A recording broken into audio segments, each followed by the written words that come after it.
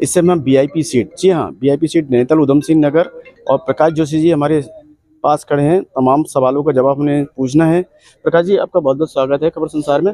और दूसरा ये है कि बीजेपी ऐसी पार्टी जो पूरी देश में फैल रही है, पूरी मतलब हर एक को अपनी साइड खींच ले रही है, किस तरह आप मुकाबला करेंगे, क्या क्या मुद्दे रहेंगे आपके? देखिए, जैसे हम नैनीताल संसदीय क्षेत्र की बात करें, सबसे बड़ा मुद्दा तो जनता के लिए वो वर्तमान सांसद की निष्क्रियता रही है। जो 5 साल उनका नकारापन रहा है, सबसे बड़ा मुद्दा हुआ है। जी। इस 5 साल में वो अपनी सांसद निधि का पूरा उपयोग नहीं कर पाए। 17 करोड़ रुपए उनको सांसद निधि मिली थी, जिसमें मात्र 7 करोड़, जो कि 40% होता है, उसका वो उपयोग कर पाए। जो गांव उन्होंने गोद लिए थे, मोदी जी ने कहा था कि सबको एक एक गाँव गोद लेना, यानी 5 साल में 5 गाँव। सिर्फ फोटो खिंचाने गए थे जब उन्होंने गोद लिए, उसके बाद पलट कर नहीं गए। और आज भी देखिए, मीडिया के माध्यम से अब पूरे क्षेत्र को पता चल रहा है कि उन गाँव की क्या दुर्दशा हो चुकी है। तो जो व्यक्ति चुनने के बाद, जीतने के बाद गोद लिए हुए गांव को भी अगर ठीक से देखभाल नहीं कर सकते, उसका विकास नहीं कर सकता, वो पूरे संसदीय क्षेत्र का विकास की तो आप उससे कल्पना कर ही नहीं सकते।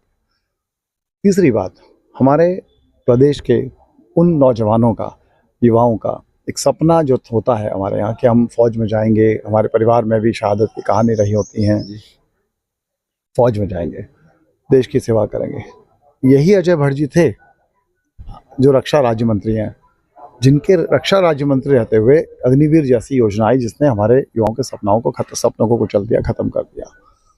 आपने उसका समर्थन किया। आप चाहते तो झूठे मूठे ही सही, चलो विरोध तो कर लेते एक बार। आप आते कहाँ से हैं? आप रानीखेत, जहाँ कुमाऊं रेजिमेंट का एक हेडक्वार्टर है, जो हमारे लिए बड़ा गर्व की बात है, अब वहाँ से आप चुनाव जीते हुए विधानसभा का, हारे पर, लेकिन आपने विरोध तो करना था। तो बहुत बड़ी अग्निवीर एक बड़ी मतलब एक बड़ा मुद्दा है युवाओं के लिए। मैं जहाँ जहाँ पर्वतीय क्षेत्रों में जा रहा हूँ, मैदानी क्षेत्रों में जा रहा हूँ, नौजवान आ रहे हैं मिलने के लिए, पीड़ित हैं इस बात से। तो हम इसे ख़त्म करेंगे पूरी तरह से। तो वो निष्क्रियता एक बड़ा मुद्दा है, उनका फेलियर जो उनका रहा है। दूसरी बात, निश्चित हमारे पास शिक्षा के लिए, स्वास्थ्य के लिए, रोजगार के लिए निश्चित तौर पर कुछ अच्छी योजनाएं हैं। कुछ मुझे लगता है कि हम बहुत अच्छा इस दिशा में कर पाएंगे। उन योजनाओं का मेरा जो अनुभव है। प्रकाश जी, अभी आपको टिकट मिले और नामांकन के बहुत दिन हो गए, आप लगातार लोगों से कन्वेंसिंग कर रहे हैं, जगह जगह जा रहे हैं, किस तरह का रिस्पांस लग रहा है कि मैंडेट किस तरह जा रहा है, और आपको किस तरह रिस्पांस मिल रहा है? लोग देखिए, जैसे जैसे चुनाव आगे बढ़ रहा है,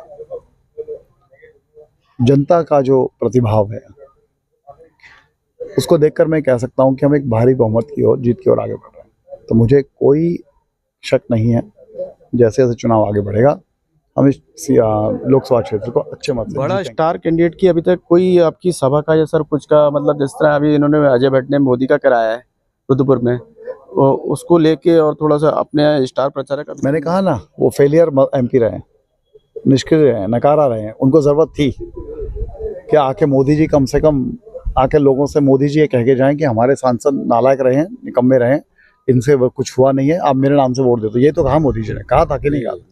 और सांसद भी क्या कह रहे हैं? वो भी यही कह रहे हैं कि भैया मेरी गलती की सजा मोदी जी को मत देना। बोल रहे हैं ना। मेरे स्टार कैंपेनर कौन है? ये कांग्रेस का परिवार, इनके दम पे चुनाव लड़ रहा हूँ। बाकी हमारे जो वरिष्ठ नेता, उनका मुझे आशीर्वाद है, समय समय पे चीजें आगे बढ़ेंगी, आप देखेंगे। ये कह रहे हैं कि आम जनता उनके साथ है, भारतीय जनता पार्टी के जो प्रत्याशी हैं वो मोदी के सहारे अड़े हुए हैं, जनता उनके खिलाफ, यहाँ तक आम मुद्दों पर फेलियर हुए हैं। तो प्रकाश जोशी आशान्वित हैं अपनी सफलता के लिए। धन्यवाद।